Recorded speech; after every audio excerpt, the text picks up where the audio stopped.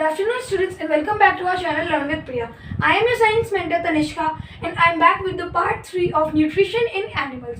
So today's topic is teeth, but we have also a side topic. हमारे पास एक side topic भी है जो कि है hiccups यानी हिचकियाँ.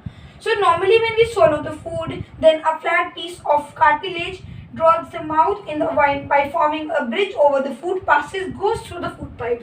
हमारे जो हिचकियाँ होती हैं वो हमें किस तरीके से आती हैं? हमारे जो गला होता है उसमें दो तरीके के पाइप्स होते हैं, एक फूड पाइप और दूसरा विंड पाइप.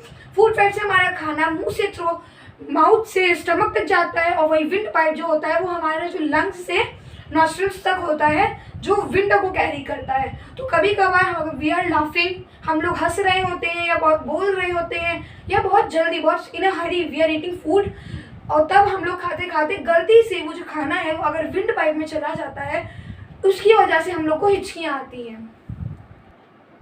और हिचकियों की वजह से कभी कभी हम लोगों को सांस लेने में भी दिक्कत होती है, क्योंकि हम लोग जब खाना हंस के खाएंगे तो वो जब अटकेगा जाके विंड पाइप में, तब हम लोग को बहुत ज़्यादा सांस लेने में भी दिक्कत होगी, क्योंकि सांस भी विंड पाइप के थ्रू ही आती है. इसीलिए बड़े मना करते हैं खाना खाते टाइम हंसने के लिए. Now come back to point, our main topic is teeth. So हमारे माउथ में मेजर 4 टाइप्स ऑफ टीथ होते हैं. There are 4 types of teeth in our mouth. Incisors, canines, premolars and molars. 4 तरीके के टीथ होते हैं. पहले होते हैं इंसीजर्स, दूसरे कैनाइन्स, तीसरे प्रीमोलर्स एंड चौथे मोलर्स. अब जो हमारे इंसीजर्स होते हैं, incisors are the chisel shape teeth at the front of the mouth. The function of incisors are to biting and cutting the food. जो हमारे ये फ्रंट के टीथ होते हैं हमारे माउथ के, ये हमारे इंसीजर्स कहलाते हैं. ये चिजल शेप यानी थोड़े से शार्प वे में होते हैं, और इनका वर्क होता है खाने को चबाना और काटना. नेक्स्ट है हमारे कैनाइन्स.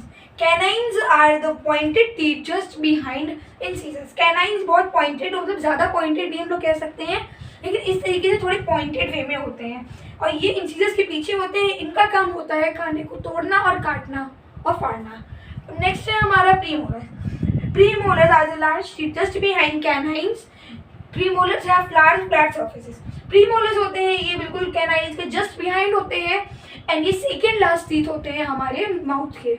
हमारे माउथ का लास्ट टीथ होता है मोलर, और ये सेकेंड लास्ट होता है. साथ ही साथ इनका काम होता है chewing और grinding करना. ये लार्ज होते हैं और फ्लैट सर्फेसेस होते हैं इनके. नेक्स्ट है हमारा मोलर.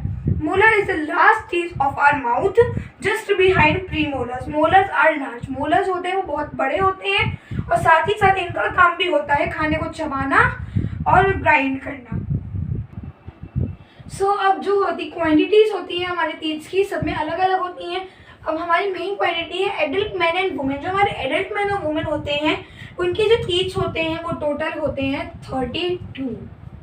हमारे एडल्ट मैन और वुमेन दोनों में 32 टीथ्स होते हैं. 16 अपर जॉ एंड 16 लोअर जॉ.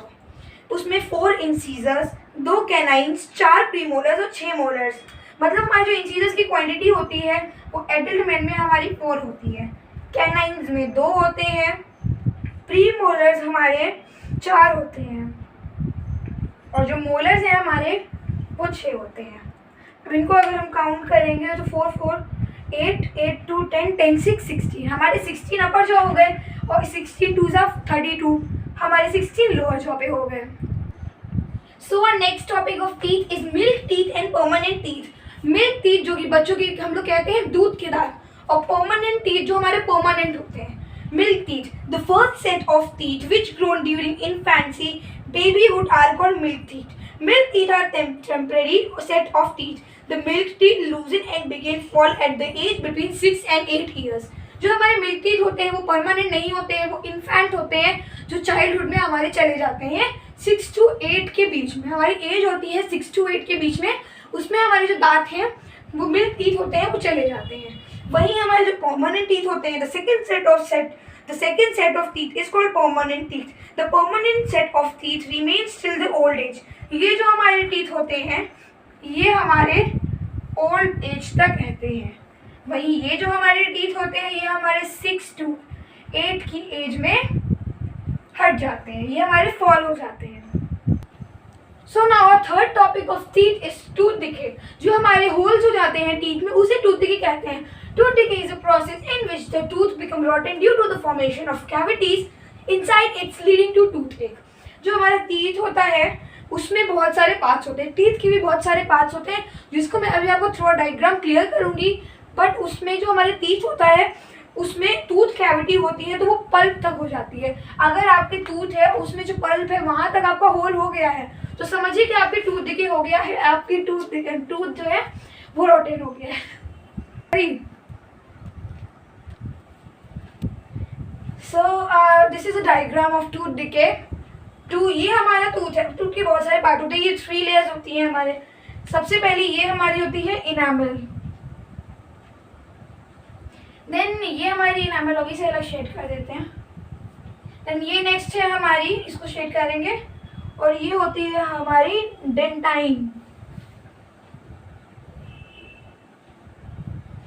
ये जिसके बारे में मैंने आपको बताया था, अगर यहाँ से आपका टूथ एक होकर यहाँ तक आ गया तो समझ लीजिए आपको दवाई की जरूरत है, बिकॉज ये टूथ कैविटी है।